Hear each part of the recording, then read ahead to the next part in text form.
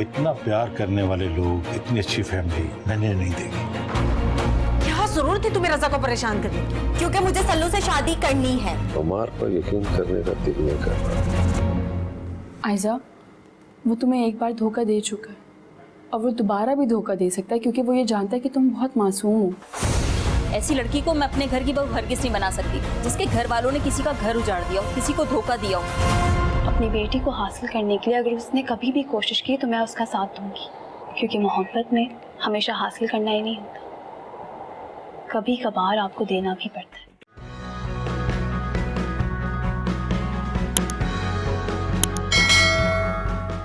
अच्छा खैर, ये सब छोड़ो, मुझे तुमसे कुछ बात करनी। अमार का फोन तो नहीं आया दोबारा? नहीं, उसने कहा था वो जवाब के लिए ना मुझे तंग करेगा और ना परेशान, तो उसने नहीं किया। ऐसा तुम्हें नहीं लगता इस मामले को अब तुम्हें मजीद नहीं लटकाना चाहिए? मुझे भी ऐसी लगता है। किसी के हमारी जिंदगी से चले जाने से कोई फर्क नहीं पड़ता, कुछ दिनों में तो हम ये सब कुछ भूल जाएं, ये गुजरे हुए पल, ये सब कुछ भी याद नहीं रहेगा। वो लोग हमारे लिए सिर्फ एक नायाब। मैं वॉक पे जा रही हूँ, मेरी बात तो पूरी सुनो यार।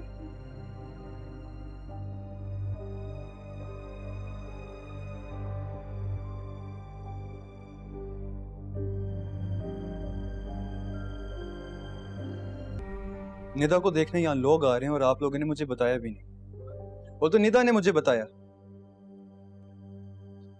अरे भाई, इसलिए नहीं बताया कि अगर बात बनेगी तो बताएंगे ना तुम्हें। बहरहाल निदा एक लड़के को पसंद करती है और मैं पसंद की शादी के खिलाफ नहीं। खिलाफ तो हम भी नहीं है। तुम्हारी पसंद, तुम्हारी मर्जी से तुम्हारी शादी करवा दी थी ना? नहीं नहीं, नायाब सिर्फ मेरी पसंद नहीं थी बल्कि आप दोनों का टारगेट भी था।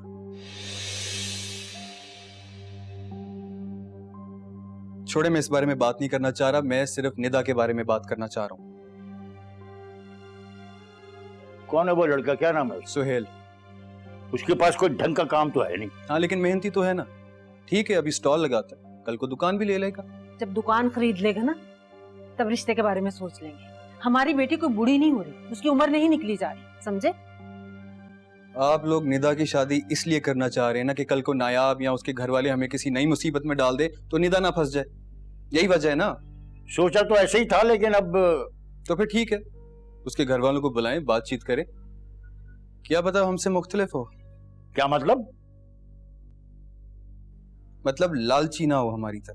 तुम 4 पैसे कमाने लगे हो, इसका मतलब ये हरगिज नहीं है कि तुम हमें ताने मारो, हमें बातें जताओ। ठीक है, मिलते हैं, इंक्वायरी करते हैं उसके बारे में। अगर सही निकला लड़का तो शादी कर देंगे हम। तो मैं भी तो यही कह रहा हूँ, आप उनको बुलाएं, बल्कि कल ही बुलाएं और मुझे बताएं ताकि मैं भी ऑफ लेकर आ जाऊं थोड़ी देर, सब मिलके बात कर लेंगे। एक दिन में बात फाइनल नहीं होती। तुम्हारी माँ ठीक कह रही है, लड़की की उम्र गुजरी नहीं जा रही है, समझ में आया ना? बातचीत करेंगे, अंदाजा लगाएंगे, उसके बाद फैसला होगा।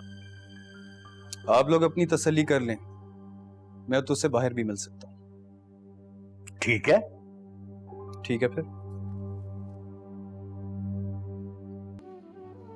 यहाँ अकेले क्या सोच रही हो? बस ऐसे ही खड़ी थी भाई। भाई से झूठ बोलोगी?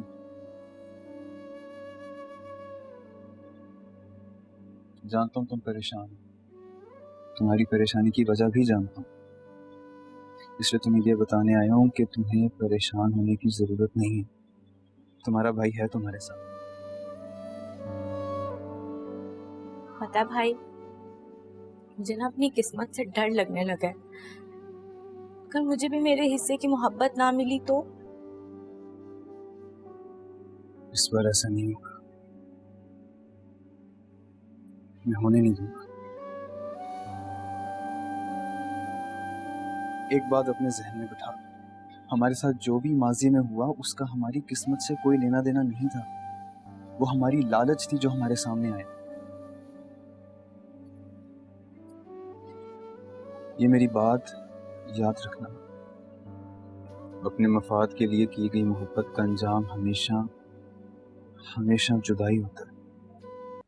आनिदा, सल्लू, तुम अपनी अम्मा को लेकर कल हमारे घर मत आना।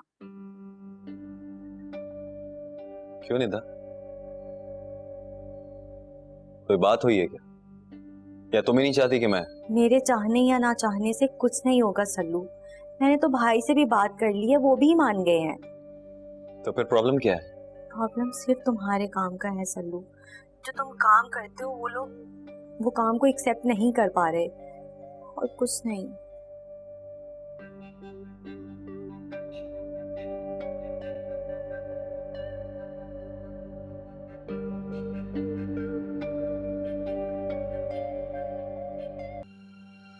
इनफैक्ट नायाब ने मुझे कहा है कि मैं आयजा से नहीं मिली,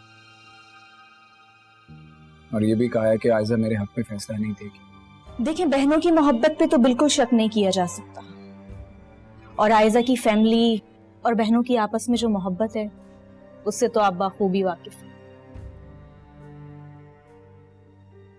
अब समझ लें कि इम्तिहान आपका है।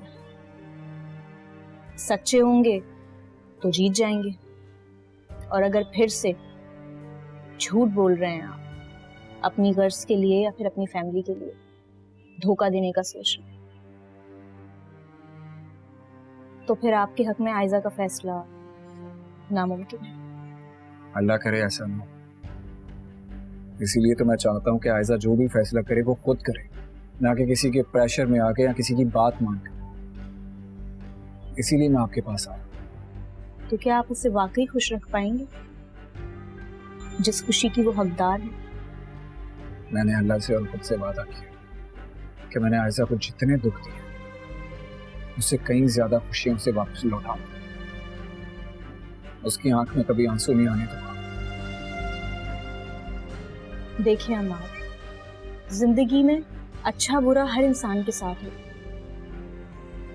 लेकिन कुछ कड़वाहटें इंसान के अंदर रह जाती हैं। मैं जानती हूँ कि आयला ने आपके साथ बहुत बुरा किया,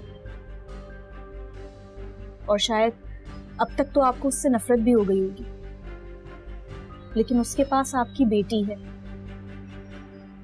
और अगर वो कभी वापस आ गई अपनी बेटी को लेकर और आपने बेटी की मोहब्बत में आकर उसको अपना लिया, तो फिर? मेरी बेटी से जो मेरा रिश्ता है ना, वो कोई तोड़ नहीं सकता, और आयला से कोई जोड़ नहीं सकता। आयला का और मेरा रिश्ता अब ना होने के बराबर है, क्योंकि जिस रिश्ते में एतबार ना हो रिश्ता कभी कायम नहीं रह सकता। मेरा और आयला का रिश्ता कमजोर हो चुका, और कमजोर रिश्तों पर किसी चीज की बुनियाद नहीं रहती। क्या पता आयजा भी आपके बारे में बिल्कुल ऐसा सोचती है,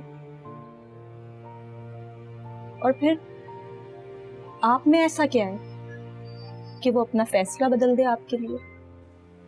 कुछ भी नहीं है, कुछ खास नहीं है मुझमें,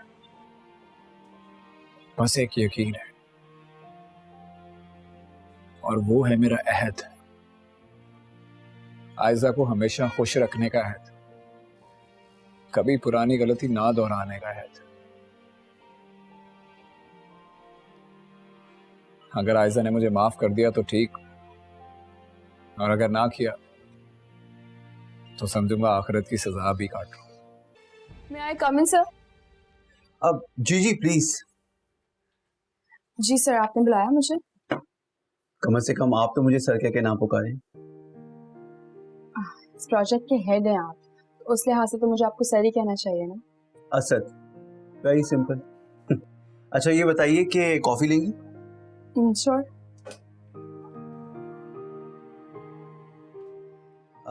मेरे कमरे में 2 कॉफीज पहुंचा दें। Thank you. रफीक साहब बता रहे थे कि आपने इस प्रोजेक्ट की बेस बनाई है, तो मैंने सोचा क्यों ना आपसे ब्रीफिंग ले लूं। जी एक्चुअली सर, मैं सोच रही थी कि इस प्रोजेक्ट से रिलेटेड अगर हम एक पूरी मीटिंग बिठाएं और उसमें हम सारी डिटेल्स फाइनल कर लें कि हमें किस तरह से प्लान करना है इस प्रोजेक्ट को, तो आई थिंक वो ज़्यादा ज़्यादा बेहतर रहेगा, बिकॉज इसके अलावा तो हम काम नहीं। It's okay. साइलेंट क्यों किया आपने? ले ले phone. Excuse me. Hello madam, मैंने आपको डिस्टर्ब तो नहीं किया? मैं तुमसे थोड़ी देर में बात करती हूँ। अल्लाह हाफिज। Sorry sir, really sorry. पहले कहीं काम कर चुकी हैं आप? नहीं सर, नहीं, ये मेरा फर्स्ट एक्सपीरियंस है। लगता तो नहीं है। जी? मतलब कि बहुत अच्छा काम किया है आपने। सच कह रहे हैं आप? एक यही अच्छी आदत है मेरे में, झूठ में बोलता नहीं।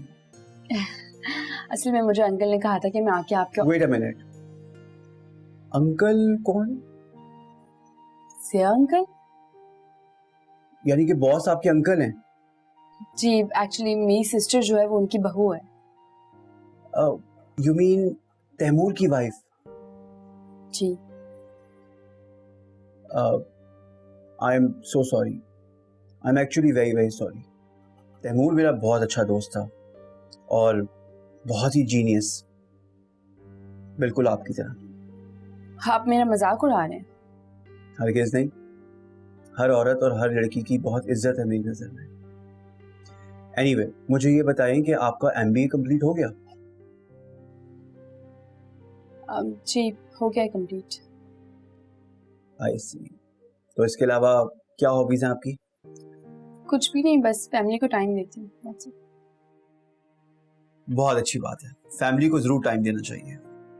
अच्छा, वो मुझे इस प्रोजेक्ट से रिलेटेड कुछ सवाल करने थे आपसे। मैं चाहती थी अगर हम उन सवालों पे देख लें तो आई थिंक आगे के लिए अच्छा हो जाएगा। जी जी बिल्कुल।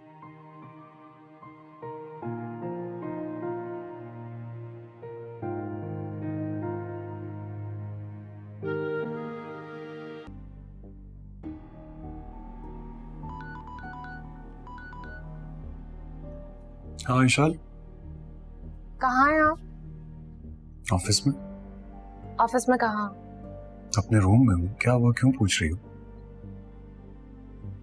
वो मैं पूछ रही थी कि आंटी से कोई बात तो नहीं हुई आपकी? फिर वही सवाल। सहन, मैं सिर्फ ये पूछ रही हूँ आपसे कि तुम्हें पूछने की जरूरत नहीं है। हाँ, लेकिन मुझे डर लग रहा है कि डर खौफ तारी कर लिया तुमने खुद पर। खुद को संभालो वरना क्या? वरना बीमार हो जाओगी। अजियत दे रही हो खुद को, वो भी बिला वजह की।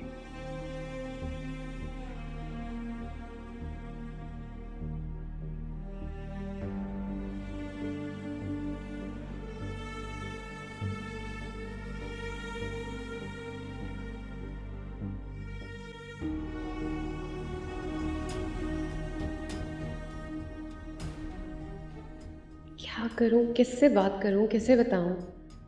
घर में तो किसी से भी बात नहीं कर सकती, सब बहुत ज़्यादा डिस्टर्ब हो जाएंगे। या अल्लाह, बस सहन को उनकी बात पर कायम रखना।